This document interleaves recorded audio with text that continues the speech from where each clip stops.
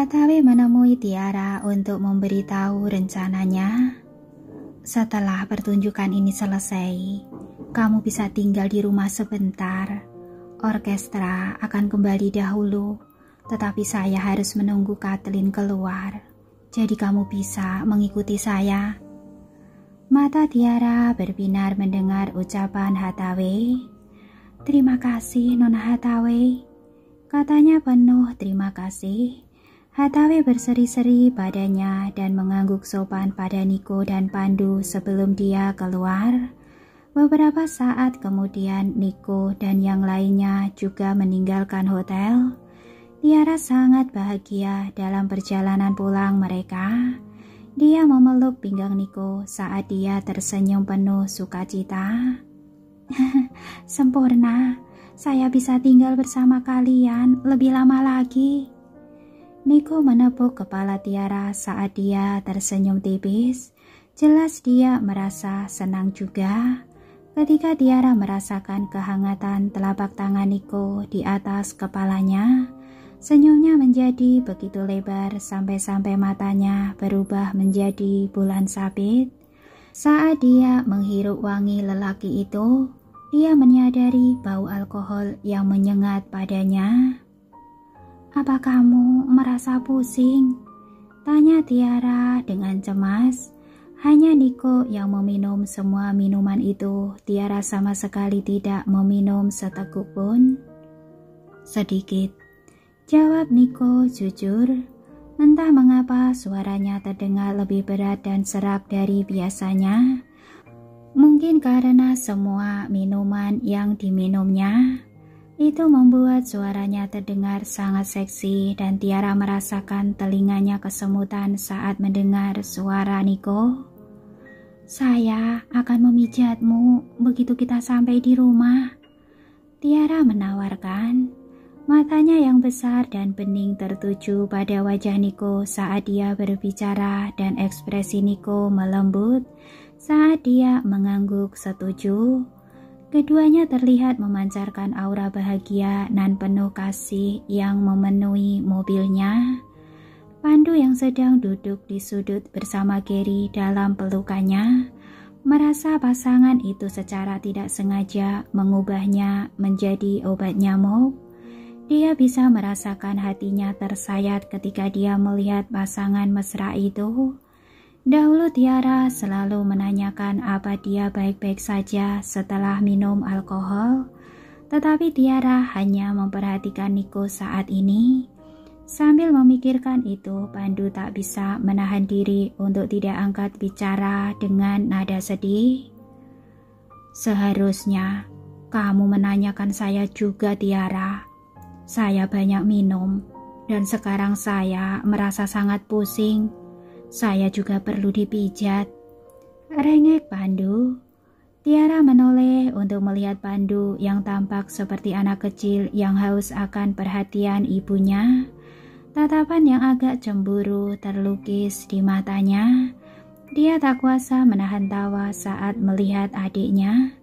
Dia tertawa terpingkal-pingkal sampai-sampai seluruh tubuhnya gemetar saat dia meringkuk dalam pelukan Niko. Bahkan Niko pun terkekeh ketika melihat betapa terhiburnya Tiara. Kemudian dia mengelus punggung gadis itu. Dia takut kalau Tiara akan terpeleset dan jatuh ke lantai mobil kalau dia tertawa lebih keras. Meskipun Gary tidak tahu apa yang ditertawakan Tiara, dia mulai ikut tertawa saat dia melihat betapa bahagianya Tiara. Rolls Royce hitam itu melaju perlahan ke rumah dan suara tawa memenuhi mobil dalam perjalanan pulang. Pandu merasa sedikit malu saat melihat kakaknya menertawakannya. Dia tak pernah merengek atau bertingkah manja. Jadi dia merasa sangat kesal ketika Tiara menertawakan tindakan manjanya yang jarang ini. Tiara, protes Pandu. Oke, saya akan berhenti tertawa. Tiara berhenti tertawa, tetapi raut tergelitik yang sama tetap terpancar di wajahnya. Saya tidak menyangka kalau kamu cemburu tentang ini. Baiklah, saya akan memijatmu nanti. Baguslah kalau begitu, balas Pandu. Meskipun memalukan, pada akhirnya dia berhasil mendapatkan jawaban yang dia inginkan. Jadi dia menyeringai lebar sebelum berbalik untuk melihat Niko. Seolah-olah Pandu berusaha pamer pada Niko. Niko memperhatikan sikap kekanak-kanakan pria itu, tetapi dia hanya mengangkat alisnya saja. Tiara tidak menyadari interaksi kedua pria itu, karena semua perhatiannya tertuju pada Gary. Saya juga mau dipijat, Nona Tiara.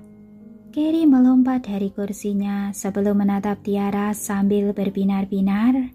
Anak kecil itu menempel di lutut Tiara saat dia menatap wanita di hadapannya. Bulu matanya berkibar bak sayap kupu-kupu dan pipinya tembam seperti tupai kecil.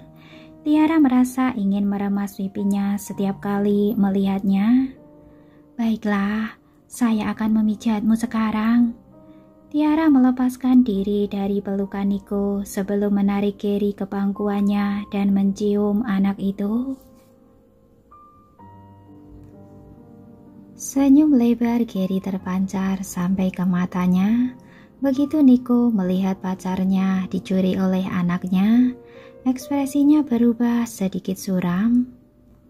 Tuh kan, anak saya ini memang saingan cinta saya. Pandu bisa merasakan betapa sedihnya perasaan Niko dan dia tak kuasa menahan tawa mengejek pada Niko. Malam semakin larut saat mereka tiba di perumahan berlian. Tiara berbicara kepada adiknya begitu mereka sampai di aula. Saya akan memandikan Gary dan menidurkannya dahulu. Setelah itu, saya akan turun dan memijatmu nanti. Yang mengejutkan, Pandu malah menolak tawarannya begitu Tiara selesai berbicara. Tidak usah, saya cuma bercanda tadi di mobil, ucap Pandu. Kemudian dia bergegas menggendong Gary sebelum Tiara melakukannya. Saya akan menjaga anak ini malam ini. Kamu dan Niko istirahat saja, usul Pandu lalu membawa Gary ke atas setelah selesai berbicara. Lagi pula dia tahu bahwa tidak patut untuk mengganggu malam kakak dan iparnya. Gary butuh beberapa saat untuk memahami situasinya, tetapi dia mulai meronta dari pelukan Pandu saat dia menyadari apa yang terjadi. Turunkan saya, Paman Pandu. Saya mau Nona Tiara yang menidurkan saya, rengek Gary. Kamu anak pintar bukan, Gary? Kenapa kamu tidak membiarkan Nona Tiara menidurkan ayahmu malam ini? Pandu membujuk anak itu sambil mempercepat langkahnya. Pandu takut Tiara akan melembut saat mendengar tatapan Gary dan malah meninggalkan Niko demi Gary. Dugaan Pandu tidak salah. Tiara memang merasakan dorongan untuk mengejar Gary saat dia mendengar anak itu merengek. Tetapi Niko memegang tangan Tiara sebelum dia bisa pergi kemanapun. Tenang saja, Pandu akan mengurusnya dengan baik, kata Niko. Dia tahu apa yang dipikirkan Tiara, jadi dia meyakinkannya sebelum membawa Tiara kembali ke kamar mereka. Ya, sepertinya Gary cukup dekat dengan Pandu. Selain itu, Pandu merupakan pria yang lembut dan sabar. Jadi saya yakin dia mampu menjaga Gary, pikir Tiara. Akhirnya Tiara mengikuti rencana awal Pandu. Saya akan menyiapkan bak mandi untukmu. Kamu harus berendam sebentar agar lebih rileks, saran Tiara sambil berjalan menuju kamar mandi. Dia baru berjalan beberapa langkah ketika Niko tiba-tiba menangkap kakinya. Tiara berseru kaget saat dia secara naluriah mengaitkan lengannya di leher Niko. "Kenapa?" tanya Tiara dengan suara lembut. "Kamu mau saya berendam kan? Kita lakukan bersama saja." Niko menunduk untuk menatapnya secara menggoda saat dia berbicara. Wajah Tiara memerah begitu dia mendengar ucapan Niko. "Saya tidak mau berendam denganmu. Turunkan saya." Tiara mencoba melepaskan diri dari cengkraman Niko, tetapi semua usahanya sia-sia. Bagaimana mungkin Niko bisa membiarkannya pergi begitu saja? Tak lama kemudian serangkaian suara menantang terdengar dari dalam kamar mandi. Sekitar 1 jam kemudian Niko merangkul Tiara keluar dari kamar mandi sebelum menempatkannya di atas ranjang perlahan. Begitu Tiara bebas bergerak, dia segera meringkuk di bawah selimut sebelum memelototi Niko dengan kesal. Niko terkekeh karena dia tahu bahwa sepertinya dia sudah berlebihan. Itulah sebabnya Tiara sangat jengkel padanya. Pipi Tiara masih sedikit memerah di bawah cahaya redup kamar ini, ditambah dengan ekspresi kesalnya, membuatnya terlihat lebih manis dari sebelumnya. Niko menelan ludah ketika dia menatap Tiara. "Bukannya kamu bilang mau memijat saya?" tanya Niko tanpa malu-malu. Dia duduk di kasurnya sebentar sebelum berbaring di samping Tiara. Tiara memelototinya sesaat seolah-olah dia berkata, "Oh, sekarang baru kamu merasa pusing." Tetapi dia tidak mengucapkan kata-kata itu begitu dia menyadari sedikit ketegangan di dahi pria itu. "Mungkin dia memang tidak enak badan," ucap Tiara dalam hati. Jadi dia mengesampingkan selimutnya dan duduk di samping Niko sebelum meletakkan jarinya di pelipisnya.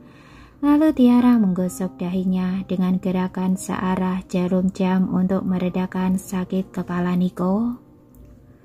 Tubuh Niko relatif dekat dengan tubuh Tiara, tapi Niko bisa mencium aroma sabun mandi gadis itu. Gadis itu memiliki aroma unik yang hanya dimiliki olehnya dan menggoda lelaki untuk melahapnya. Kemudian tiba-tiba Niko meraih tangan Tiara dan membalikkan tubuhnya untuk menekan tubuh Tiara. Sebelum Tiara bisa protes, Niko sudah menaikkan bibirnya ke bibir Tiara. Setelah itu, Tiara mendapati dirinya terpesona akan keterampilan ciuman pria itu yang mengesankan, dan dia tidak lagi merasa perlu untuk mendorong Niko menjauh. Udara di sekitar mereka menjadi lebih hangat setiap detiknya. Malam yang panjang berliuk di depan mereka. Di sisi lain, Vania kembali ke kediaman Samuel setelah pertunjukan itu. Begitu dia memasuki aula mewah, seseorang telah menyalakan semua lampu. Tony merasa perlu menanyai Vania begitu dia mendapati Vania pulang serarut ini. "Kemana kamu pergi? Kenapa kamu pulang larut begini?" "Tiara melakukan pertunjukan di Classica Palacio hari ini, jadi saya ke sana menontonnya," jelas Vania. Kemudian dia meletakkan tasnya di atas meja kopi sebelum duduk di samping Tony. Dia menatap bingung pada istrinya. "Kamu ke sana untuk bertemu dengannya?" tanya Tony. "Tidak, saya hanya menonton pertunjukannya. Tapi sayang sekali, Niko ada di sana juga, jadi saya tidak bisa berbicara dengan Tiara," katanya sedikit bimbang. "Bagaimana menurutmu tentang Tiara setelah melihat penampilannya?" tanya Tony penasaran. "Kamu mau tahu pendapat saya?" Vania memikirkannya sesaat sebelum menjawabnya. "Sejujurnya, Saya rasa kalau Tiara mungkin tidak seburuk yang saya kira dahulu. Itu kesimpulan saya setelah menonton pertunjukannya. Tuturnya. Maksudmu? Tanya Tony. Dia tampak tertarik dengan topik ini. Dia tidak pernah menyukai Tiara di masa lalu, namun putranya bersikeras untuk bersama gadis itu. Jadi dia memutuskan untuk tidak mempermasalahkan hal itu. Vania tidak mengetahui keputusan Tony, jadi dia hanya memberitahu Tony mengenai pengamatannya di Classica Palacio sebelumnya. Tiara berubah menjadi wanita berbeda yang penuh percaya diri saat dia berdiri di atas panggung. Kamu harus menyaksikannya sendiri untuk memahami apa yang saya maksud. Dia seperti orang yang berbeda. Dia tidak seperti gadis polos dan kaya lainnya yang biasa kita kenalkan pada Nico. Saat saya pulang, saya memikirkan perbuatan saya di masa lalu. Saya bertanya-tanya, apakah saya sudah salah mencegah mereka untuk bersama? Tony berusaha untuk memberikan pendapat yang tidak memihak saat dia menatap ekspresi kontemplatif di wajah istrinya. Sebelumnya, saya juga menduga bahwa Tiara memiliki sisi yang berbeda, makanya Nico sangat mencintainya. Lagi pula, Nico merupakan lelaki berpendidikan. Kita harus lebih percaya pada seleranya. Meski Vania setuju dengan logika suaminya, dia masih merasa agak curiga dengan keseluruhan situasi ini. Saya tidak akan menyangkal kalau Tiara sudah mengalahkan orang lain saat dia di atas panggung. Namun, latar belakang keluarganya terlalu buruk. Tony tahu bahwa istrinya merupakan seseorang yang peduli pada reputasi dan status, tetapi secara pribadi Tony merasa ini bukan masalah besar. Saya rasa latar belakang keluarganya bukanlah fokus utama bagi kita. Yang terpenting adalah Nico menyukainya. Ayah memang tidak terlalu suka sama Tiara. Tapi kita tahu betul anak kita. Kita tahu kalau dia tak akan berubah pikiran setelah memutuskan sesuatu. Ucap Tony sambil mencoba meyakinkan Vania untuk tidak terlibat dalam masalah ini. Coba lihat bagaimana tegangnya hubungan ayah dan Nico saat ini. Kamu tidak mau berakhir di posisi itu kan? Vania menggelengkan kepalanya saat memikirkan permusuhan antara Reksa dan Nico. Dia tidak ingin hubungannya dengan putranya berakhir seperti itu juga. Kalau kamu tidak mau, kamu harus menjauhi hal ini. Bagaimanapun juga, yang paling penting adalah kebahagiaan Nico, bukan? Tony menghela nafas sedikit bersalah setelah menyelesaikan ucapannya. Selama bertahun-tahun, kita terlalu fokus membimbing Nico untuk menjadi pewaris bisnis. Kita terlalu protektif padanya. Kita tidak boleh melakukan hal yang sama terkait pernikahannya. Ekspresi bersalah yang sama terbentuk di wajah Vania begitu dia mendengar ucapan suaminya.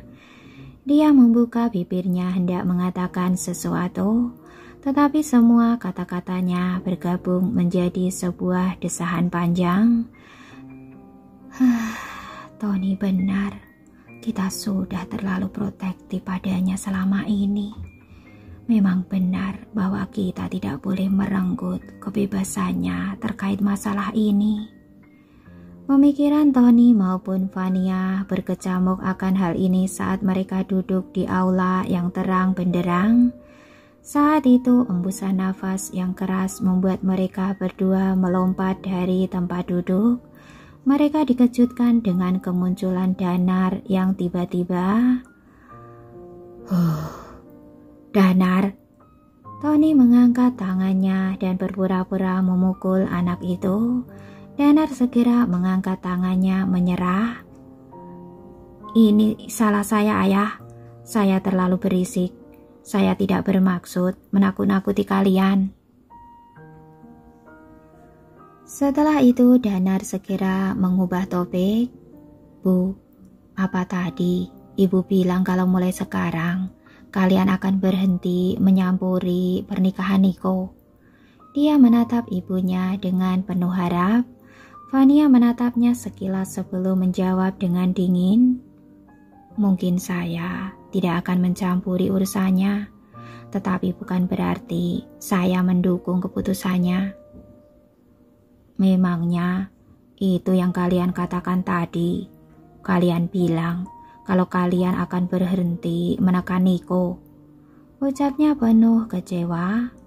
Apa kalian takut kalau Tiara akan memperlakukan Gary dengan tidak baik?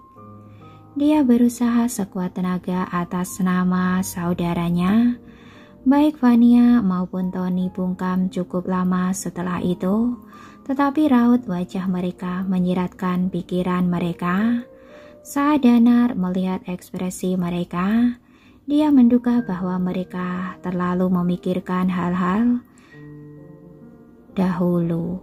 Saya memang khawatir mengenai masalah itu, tetapi setelah melihat cara Tiara berinteraksi dengan Gary, saya tahu bahwa itu semua hanya prasangka. Tiara dan Gary sangat dekat. Gary bahkan seperti anak kandungnya. Sebaliknya, Gary juga sangat dekat dengan Tiara. Tidak mungkin jika mereka tidak saling mengenal dan dekat. Danar merasa perlu berbicara atas nama Niko. Ayah, Ibu, saya rasa kalian tidak perlu khawatir mengenai hal ini. Gary sangat menyayangi Tiara karena Tiara sangat baik padanya. Dia peduli pada Gary sama seperti kalian. Kemudian Danar mulai mendikte contoh hal-hal yang telah dilakukan Tiara untuk Gary. Orang tuanya tercengang setelah mendengar semua perkataannya. Mereka tidak tahu bahwa Tiara telah melakukan banyak hal demi Gary. Saat Danar melihat orang tuanya mulai berubah pikiran, dia segera menambahkan poin-poin sebelumnya. Tiara tidak hanya baik pada Gary, dia juga sangat tulus peduli pada Niko. Sejak Niko mulai berpacaran dengannya, Niko jadi jauh lebih sehat. Kalian tahu kan seperti apa Niko dahulu? Dia sangat gila kerja. Hidupnya bisa dibilang seperti robot. Terkadang persendiannya akan nyeri dan tubuhnya akan sakit saat musim penghujan. Ini mungkin masalah sepele, tetapi Tiara merupakan satu-satunya orang yang menyadari hal ini. Dia selalu memastikan obat untuk Niko, dan dia bahkan mengingatkan saya untuk menyiapkan obat Niko saat Tiara sedang di luar negeri. Pikirkan tentang semua hal yang dia lakukan untuk Niko. Saya yakin semua gadis kaya yang kalian kenalkan kepada Niko tidak akan pernah melakukan hal seperti itu di masa lalu, bukan? Seakan Danar tidak bisa berhenti berbicara begitu dia mulai. Kedua orang tuanya duduk diam cukup lama sebelum Tony angkat bicara. Kalau memang semua yang kamu katakan itu benar, jelas bahwa Tiara seperti wanita yang bijaksana dan dewasa. Meskipun Vania sama sekali tidak berkomentar, terlihat jelas dari raut wajahnya bahwa dia mulai menyukai kenyataan Tiara berpacaran dengan putranya. Danar bersorak dalam hati ketika melihat perubahan pada orang tuanya. Setelah itu dia berhenti bicara. Dia tahu bahwa dia tidak boleh berlebihan. Semua ini bisa saja terlihat palsu jika dia berlebihan memuji Tiara.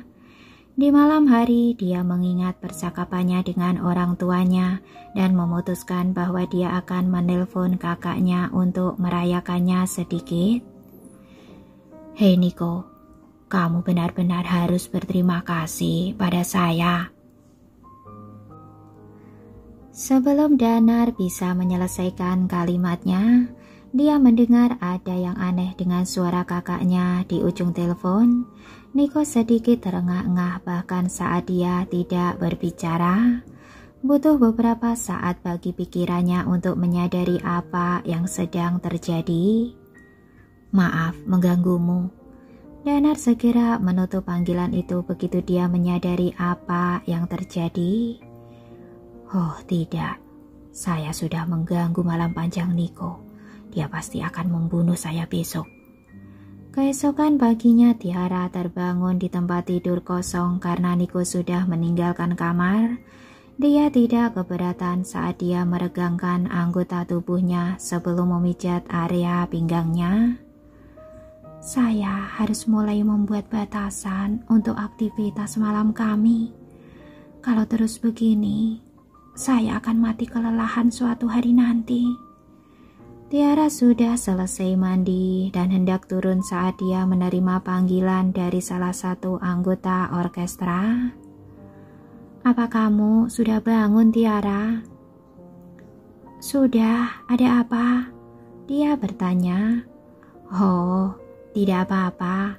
Kami ingin tahu apakah kamu tahu tempat asik untuk jalan-jalan di sekitar sini. Kami rasa kami mau jalan-jalan hari ini. Para anggota orkestra harus terbang dalam waktu 3 hari, jadi mereka semua ingin menjelajahi daerah itu sebelum berangkat. Tiara tersenyum setelah mendengar ucapannya. Kenapa saya tidak mengajak kalian berkeliling? Tiara menawarkan. Santai saja, kamu harus tinggal di rumah bersama keluargamu, karena kamu jarang kembali ke sini. Para anggota orkestra merupakan orang-orang perhatian yang sering menjaga Tiara, dan ucapan mereka menyentuh Tiara, jadi dia memikirkannya sesaat sebelum menjawab.